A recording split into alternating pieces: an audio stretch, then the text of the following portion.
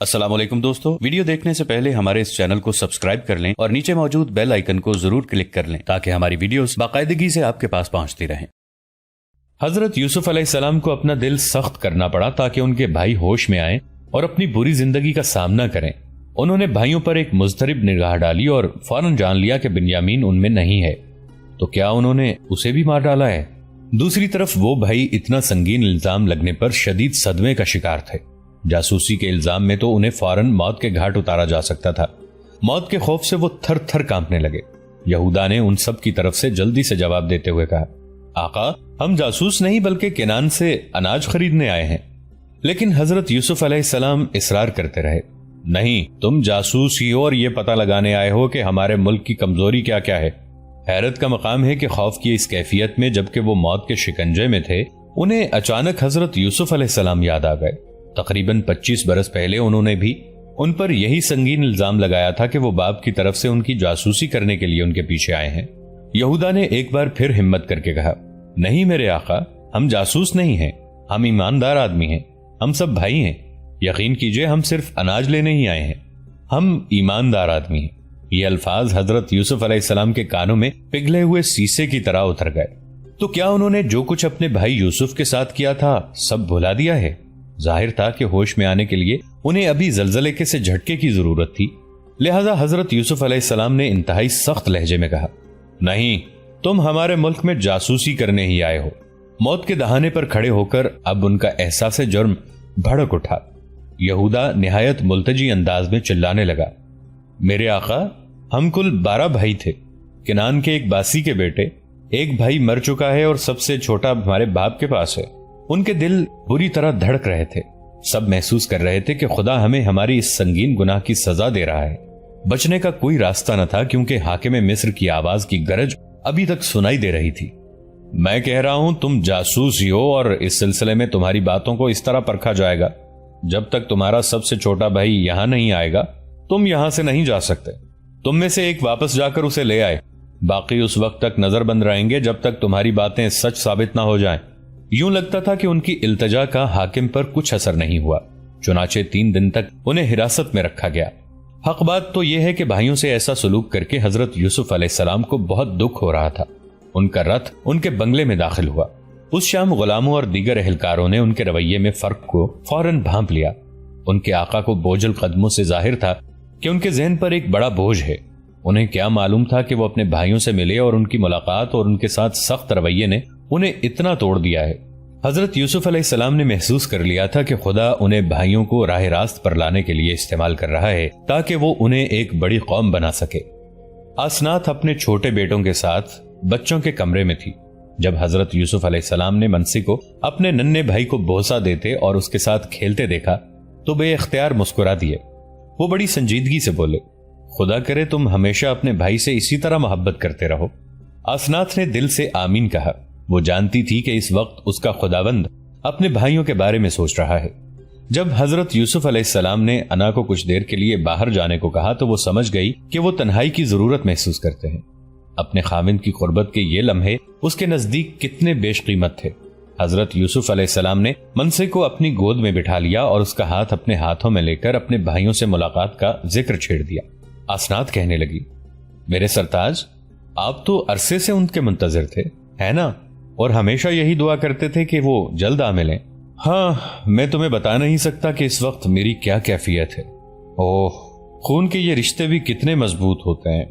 ہم آمنے سامنے تھے، ایک دوسرے کی آنکھوں میں آنکھیں ڈال کر دیکھ رہے تھے، پھر بھی ایک دوسرے سے کتنے دور تھے۔ ہمارے درمیان گناہ کی دیوار حائل تھی۔ ان کے بھلے کی خاطر مجھے اپنا دل سخت کرنا پڑا۔ اگر انہیں فوراً بتا دیتا کہ میں یوسف ہی ہوں اور انہیں وافر مقدار میں اناج دے دیتا تو وہ محض خوراک کی وجہ سے مجھ سے محبت کرنے لگتے۔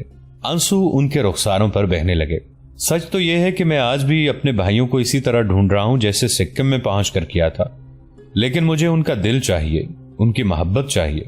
انہوں نے بڑے خلوص سے اپنی بیوی کی طرف دیکھتے ہوئے بات جاری رکھی، ابھی اس بات کی ضرورت ہے کہ خدا ان کے دلوں میں ایک بڑا معجزہ کرے۔ مجھے نہ تو اتنی جلدی کرنی ہے کہ خدا سے آگے نکل جاؤں اور نہ ہی پیچھے رہنا ہے۔ مجھے گویا اس کے قدموں سے قدم ملانے ہیں۔ ابھی بہت کچھ ہونا ہے۔ خدا کو ابھی ان کا دل اور ان کی محبت مطلوب ہے۔ آسنات کو اپنے شوہر پر ترس آ رہا تھا۔ وہ ہمدردی سے بولی، منسی کے بابا، اس وقت تو آپ کے لیے ان کا نظر بند ہونا ہی بہت اذیت کا باعث ہوگا، ہے نا؟ آگے ان کے بارے میں آپ کا کیا ارادہ ہے؟ 3 دن تک تو میں ان کو اس غیر یقینی حالت میں حراست میں رکھوں گا۔ اس دوران میں اس امید کے ساتھ دعا کرتا رہوں گا کہ خدا ان کے دلوں سے ہم کلام ہو۔ پھر میں شمون کو ان کی نظروں کے سامنے رسیوں سے جکڑ کر قید میں ڈال دوں گا۔ امید ہے کہ یہ دیکھ کر انہیں اس المناک دن کی یاد ستانے لگے گی جب انہوں نے مجھے باندھ کر بیچ دیا تھا۔ باقی بھائیوں کو میں اپنے فاقہ زدہ گھرانے کے لیے اناج دے کر گھر روانہ کر دوں گا۔ مجھے امید ہے جلد ہی وہ اپنے بھائی بنیامین کو لے کر لوٹ آئیں گے۔ آسنات نے مسکرا کر ان کے چہرے پر نظر ڈالی۔ خدا کرے کہ یہ وقت بھی جلد گزر جائے۔ مجھے تو آپ کے بوڑھے باپ کا خیال آ رہا ہے۔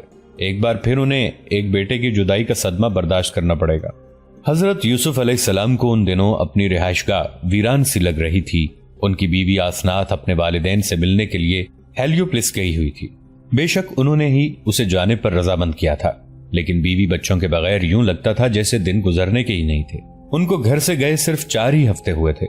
ابھی ایک اور ہفتہ ان کے بغیر گزارنا تھا۔ آج عام تعطیل تھی، ایک دیوتا کا تہوار تھا۔ حضرت یوسف علیہ السلام نے اس خلا کو گھر کی مصروفیات سے پر کرنا چاہا، لیکن ان کا دل کسی کام میں بھی نہ لگا۔ وہ بڑی بے چینی سے اپنے بنگلے میں گھومنے لگے۔ ان کے پاؤں دبیز قالین میں دستے چلے جا رہے تھے۔ پھولوں کی بھینی بھینی خوشبو نے ان کے نتھنوں کو معطر کر دیا۔ پورے گھر میں بڑے قرینے سے گلدان سجے ہوئے تھے۔ ایک موسیقار انتہائی سریلی دھن بجا رہا تھا، لیکن وہ بھی ان پر بے اثر ثابت ہو رہی تھی۔ آخر کار رارام، جو ان کا قابل اعتماد غلام اور گھر کا منتظم تھا، ان کے سامنے سے گزرا۔ انہوں نے ہاتھ کے اشارے سے اسے روکا۔ آرام، ذرا ٹھہرو، میرے بیوی بچوں کی کوئی خبر؟ وہ کب تک لوٹ رہے ہیں؟ آرام کی نگاہیں اپنے مالک کی نگاہوں سے ٹکرائیں۔ نہیں میرے آقا، خدا نے چاہا تو وہ جلد ہی صحیح سلامت لوٹ آئیں گے۔ سارے ملازم اپنی رحم دل مالکہ اور بچوں کی کمی کو بری طرح محسوس کر رہے ہیں۔ حاکم مصر کا گھرانہ ان میں سے تھا جہاں گھر کے ہر فرد کو محبت ملتی تھی۔ آرام نے دھیمے لہجے میں جواب دیا، میرے آقا، ہو سکتا ہے ہماری مالکہ وقت سے پہلے ہی آ جائیں۔ عموماً وہ گھر سے زیادہ عرصہ باہر نہیں رہ سکتی۔ جب حضرت یوسف علیہ السلام اپنے پرائیویٹ کمرے کی طرف تیز تیز قدم اٹھاتے ہوئے جانے لگے تو ان کے خیالات کا دھارا شمون کی طرف بہ نکلا۔ وہ ابھی تک اس سرکاری قید خانے میں بندھا پڑا تھا جہاں انہوں نے خود کئی اذیت ناک سال گزارے تھے۔ وہ سوچنے لگے کہ شمون پر کیا بیت رہی ہوگی۔ وہ خدا کی آواز سن رہا ہوگا کہ نہیں؟ کیا اس کی توبہ تک نوبت پہنچ گئی ہے؟ پھر حضرت یوسف علیہ السلام کا ذہن دوسرے بھائیوں کی طرف مڑ گیا جو کنعان کے لمبے سفر پر روانہ ہو چکے تھے۔ کیا وہ بنیامین کو لے کر لوٹ آئیں گے؟ ان کا باپ ایک اور اذیت ناک دور سے گزر رہا ہوگا۔ کاش وہ اسے جلد مل سکے۔ اپنی خوابگاہ میں جا کر حضرت یوسف علیہ السلام دعا میں اتنے جھک گئے کہ ان کا ماتھا زمین سے جا لگا۔ اے میرے باپ دادا کے خدا، میرے بھائیوں کی واپسی کا دن جلد لا۔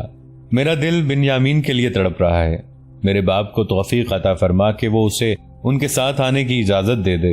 اے قادر مطلق خدا، میرے باپ کو اتنی زندگی عنایت کر کہ وہ اپنی آنکھوں سے دیکھے کہ جو وعدہ تو نے اپنی محبت میں اس کے ساتھ کیا تھا وہ تمام وعدے تو نے کمال وفاداری سے پورے کیے ہیں۔ حضرت یوسف علیہ السلام کافی دیر تک دعا میں جھکے رہے۔ انہیں خدا کی حضوری میں بڑی تسلی اور حوصلہ ملا۔ آخر کار وہ اٹھے اور جھروکے میں جا کر کھڑے ہوئے، فوارے کی طرح۔ فوارے کی خوشگوار رم جھم دوپہر کی جلجلاتی دھوپ کے اثر کو زائل کرنے پر کمر بستہ تھی۔ حضرت یوسف علیہ السلام کے دل میں خواہش ابری کہ کاش وہ بھی ایک فوارہ ہوتے، ایک ایسا ظرف جس میں سے خدا کا روح دوسروں تک پہنچ جاتا، خاص طور پر مصریوں تک، ان کے بھائیوں تک، تاکہ وہ ان کے لیے برکت کا باعث ہوتا۔ کیا واقعی وہ اپنے بھائیوں کو معاف کر سکتے ہیں؟ ابھی تک ان کی نظروں میں وہ منظر سمایا ہوا تھا جب بھائیوں نے انہیں مدیانیوں کے ہاتھوں بیچ کر رقم وصول کی تھی، صرف 20 روپے۔ حضرت یوسف علیہ السلام کی آنکھیں بھر آئیں۔ انہیں وہ دن یاد آ گیا جب انہوں نے سب کے سامنے شمون کی مشقیں کسی تھیں۔ ان کے بھائیوں نے دانت کچکچاتے ہوئے آپس میں کہنا شروع کیا تھا، ہم نے جو کچھ اپنے بھائی کے ساتھ کیا تھا اس کا نتیجہ اب بھگت رہے ہیں۔ جب وہ رحم کی بھیک مانگ رہا تھا تو کتنی سخت اذیت میں تھا، پھر بھی ہم نے اس کی ایک نہ سنی۔ رابن ان پر برس پڑا، میں نے تمہیں بتایا نہیں تھا کہ اسے کسی قسم کا نقصان نہ پہنچانا، لیکن تم میری کہاں سنتے تھے، اور اب ہمیں اس کی موت کی قیمت ادا کرنی پڑے گی۔ جو کچھ حضرت یوسف علیہ السلام ان کی زبانی سن رہے تھے، ان باتوں نے انہیں یہاں تک دل گرفتہ کر دیا کہ بے اختیار ان کی آنکھوں میں آنسو امڑ آئے تھے۔ اس لیے وہ انہیں چھوڑ کر کسی علیحدہ کمرے میں چلے گئے۔ عرصہ پہلے جو دہشت ان پر طاری تھی، اس کی یاد سے حضرت یوسف علیہ السلام اس طرح پھوٹ پھوٹ کر روئے کہ ان کا پورا وجود کانپنے لگا۔ لیکن یہ آنسو خوشی کے آنسو بھی تھے، کیونکہ ایک بات تو ان پر واضح ہو چکی تھی کہ خدا بھائیوں کے دلوں میں کام کر رہا ہے۔ حضرت یوسف علیہ السلام کا دل اپنے بھائیوں میں ہی اٹکا تھا۔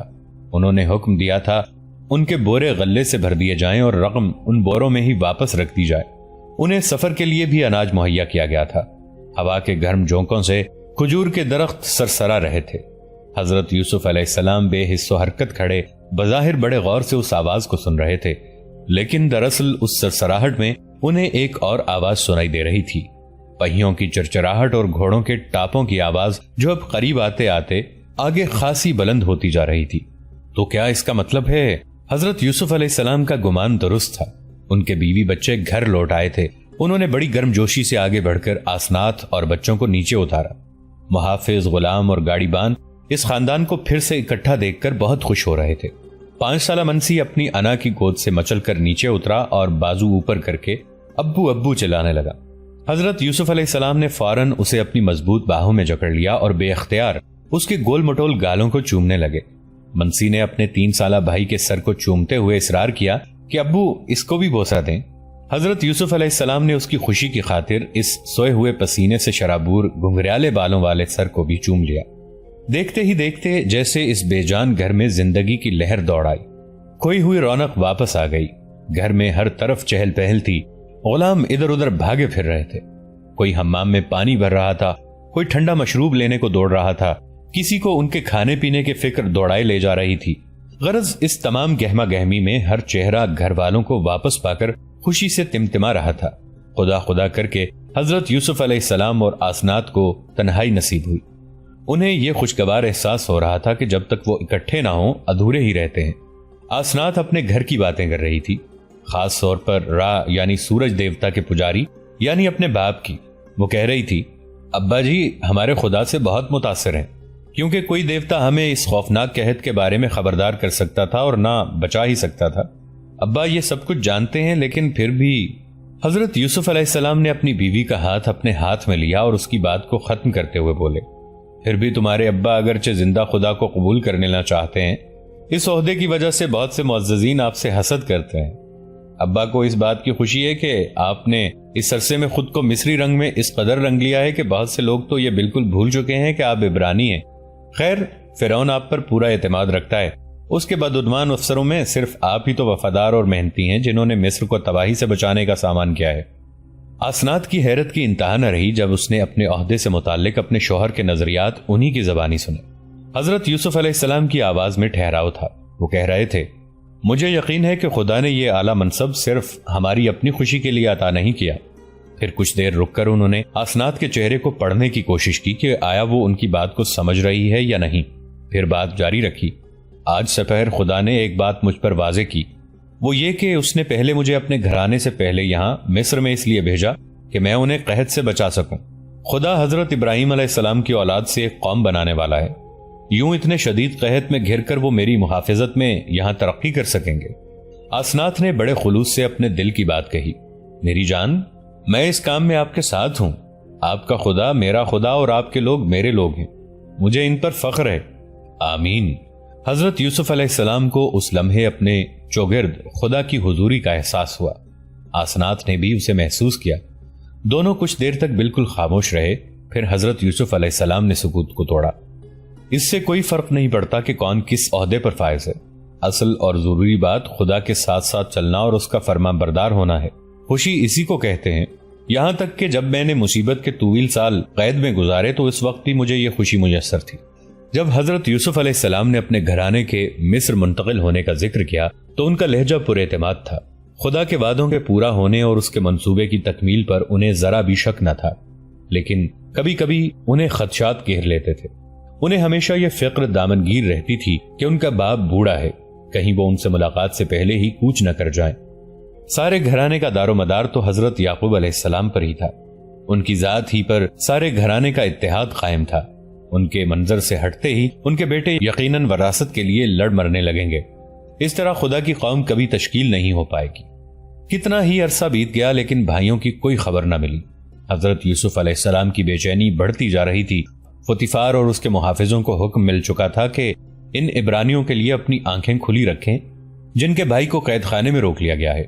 جب حضرت یوسف علیہ السلام اور آسنات کے ہاتھ سے بھائیوں کے پھر ملنے کی امید چھوٹنے ہی کو تھی تو پھر یہ واقعہ پیش آیا۔ غلہ منڈی میں ایک صبح پہلے کی طرح گہما گہمی تھی، لوگوں کا ہجوم عمدہ چلا آ رہا تھا۔ آرام اپنے مالک کی جائکار پر آسنات کا پیغام لے کر آیا۔ حضرت یوسف علیہ السلام ابھی وہ پیغام پڑھ ہی رہے تھے کہ انہیں یوں محسوس ہوا جیسے منڈی میں ایک دم خاموشی چھا گئی ہے، سارا شور و غوغا موقوف ہو گیا۔ جو ہی انہوں نے نظریں اٹھائیں، کیا دیکھتے ہیں کہ فوتیفار اور اس کے محافظ ان کی طرف بڑھے چلے آ رہے ہیں۔ 10 غیر ملکی ان کے پیچھے پیچھے تھے۔ حضرت یوسف علیہ السلام کا دل دھک سے رہ گیا۔ یہ تو ان کے بھائی تھے، اور سب سے بڑی بات یہ کہ ان کا چھوٹا بھائی بنیامین بھی ان کے ساتھ تھا۔ حضرت یوسف علیہ السلام نے اپنی مضبوط قوت ارادی سے کام لیتے ہوئے اپنی خوشی کو دل میں ہی دبا دیا اور بڑے کاروباری انداز میں آرام کو حکم دیا کہ وہ ان کو گھر لے جائے۔ پھر انہوں نے قدرے بلند آواز میں کہا، یہ آدمی آج دوپہر کا کھانا میرے ساتھ کھائیں گے، ضیافت کا بھی انتظام کر دینا۔ فوتیفار کی سمجھ میں کچھ نہیں آ رہا تھا۔ وہ سوچنے لگا کہ ان اجنبیوں کے لیے ضیافت کا اہتمام کیوں؟ ادھر بھائیوں کو شدید دھچکا لگا۔ یہودا کو فوراً باپ کی یاد آئی اور اس نے ٹھنڈی سانس بھر کر کہا، خدا حافظ بابا، اب ہم کبھی بھی گھر لوٹ نہیں پائیں گے۔ پھر وہ دان کی طرف مڑا۔ یقیناً ہم پر اس رقم کی چوری کا الزام لگایا جائے گا جو ہمارے بوروں میں واپس لوٹائی گئی تھی۔ لاوی کی آواز بری طرح کانپ رہی تھی۔ میری بات یاد رکھو، وہ اچانک ہم پر حملہ کریں گے، گدھے چھین لیں گے اور ہمیں غلام بنا لیں گے۔ بنیامین نے احتجاج کرتے ہوئے کہا، مجھے تو حاکم مصر کی آنکھوں میں محبت کی جھلک نظر آئی ہے، کیا اس نے تمہیں نہیں بتایا کہ وہ خدا سے ڈرتا ہے؟ سب بھائی بنیامین کو اس کے بھول پن پر جھڑکنے لگے کہ اسے یہ نہیں بھولنا چاہیے کہ وہ یہاں اپنے باپ کے محفوظ خیمے میں نہیں بلکہ ظالم دنیا کے شکنجے میں بیٹھا ہے۔ اب وہ حضرت یوسف علیہ السلام کی رہائش گاہ کے پھاٹک پر پہنچ چکے تھے۔ آرام کو دیکھتے ہی انہوں نے اندازہ لگا لیا کہ وہ رحم دل آدمی ہے، لہٰذا انہوں نے اسے فوراً یقین دلایا کہ انہوں نے روپیہ نہیں چورایا، سب غلطی سے ہو گیا۔ یہودا کہنے لگا، دیکھیے جناب، ہم وہ ساری رقم واپس لے آئے ہیں، کچھ اور رقم بھی ساتھ لائے ہیں تاکہ اور اناج خرید سکیں۔ آرام نے یہودا کی پیٹھ تھپ تھپاتے ہوئے تسلی دی، فکر نہ کرو، ڈرو نہیں، تمہارے خدا نے، تمہارے باپ کے خدا نے ضرور وہ رقم تمہارے بوروں میں ڈلوا دی ہوگی، تمہارے اناج کی قیمت مل گئی تھی۔ بنیامین نے خوشی سے سر ہلاتے ہوئے کہا، میں نے تمہیں کہا نہیں تھا، پھر تم کیوں اتنے پریشان تھے؟ عبرانی مہمانوں کی خبر ہر زبان پر تھی۔ غلام حیران تھے کہ ان کا آقا کیوں ان لوگوں کے لیے ضیافت کا اہتمام کر رہا ہے، ان سادہ لوگ گدڑیوں کے لیے جو اپنے گدھوں پر سوار ہو کر آئے ہیں۔ انہیں پاؤں دھونے کے لیے پانی دیا گیا۔ آرام نے اپنے نگرانی میں گدھوں کو چارہ دلایا۔ اس نے فوراً جا کر مہمانوں کی اطلاع آسنات کو دی، جس نے چھپ کر انہیں بڑی دلچسپی سے دیکھا۔ خدا کا شکر ہے، اب وہ خاصے پرسکون دکھائی دے رہے تھے۔ جب بھائیوں کو بتایا گیا کہ وہ دوپہر کا کھانا حاکم مصر کے ساتھ کھائیں گے تو انہوں نے جلدی جلدی اس کے لیے تحفے نکالنے شروع کر دیے۔ آسنات یہ سب کچھ دیکھ رہی تھی۔ اسے اپنے شوہر کے چھوٹے بھائی بنیامین کو پہچاننے میں ذرا سی بھی دقت نہ ہوئی۔ اس خیال سے کہ آج ضرور یوسف علیہ السلام اپنے بھائیوں پر اپنی اصلیت ظاہر کر دیں گے، اس نے انا سے کہہ دیا کہ وہ بچوں کو بھی تیار کر دے۔ یقیناً یوسف علیہ السلام چاہیں گے کہ اپنے بیٹوں کو بھی اپنے بھائیوں سے ملوائیں۔ آسنات آرام کے ساتھ شمون کو دیکھ مسکرا اٹھی۔ فوتیفار نے اسے جیل سے رہا کر دیا تھا۔ آرام نے بھائیوں کی ہمت بندھائی، اب خوش ہو جاؤ، تمہارا بھائی بھی آ گیا ہے، حاکم بھی چند لمحوں میں آنے ہی والے ہیں، تمہیں سخت بھوک لگ رہی ہوگی، خوب سیر ہو کر کھانا کھانا۔ جب وہ انہیں چھوڑ کر جانے لگا تو اس نے شمون کو بڑبڑاتے سنا، گھٹیا درندو، مصر لوٹنے میں تم نے اتنی دیر کیوں لگائی؟ وہ تو خیر ہوئی کہ قحط ابھی ختم نہیں ہوا، ورنہ تم مجھے اس سڑی ہوئی جگہ پر ہمیشہ کے لیے چھوڑ گئے ہوتے۔ جو ہی حاکم مصر اندر داخل ہوا، سب بھائی اس کے سامنے تعظیماً زمین بوس ہو گئے۔ انہوں نے سکھ کا سانس لیا جب ان کے اعلیٰ منصب میزبان نے خوش ہو کر ان کے تحائف وصول کیے۔ ساتھ ساتھ وہ ان کی تعریف بھی کرتا جاتا تھا، یہ تو بہت خوبصورت تحفے ہیں، بہت بہت شکریہ، کنان کا شہد تو بڑا ہی خاص ہوتا ہے، اور یہ مسالے، بادام اور پستہ، ان کا تو جواب ہی نہیں۔ حضرت یوسف علیہ السلام نے محبت بھری نظروں سے ان تحائف کو دیکھا جو ان کے باپ کے امنگوں بھرے دل نے بھیجے تھے۔ اپنی آواز پر قابو پاتے ہوئے انہوں نے بڑی محبت سے پوچھا، اچھا بتاؤ تو صحیح، تمہارا بوڑھا باپ کیسا ہے؟ کیا وہ ابھی تک زندہ ہے؟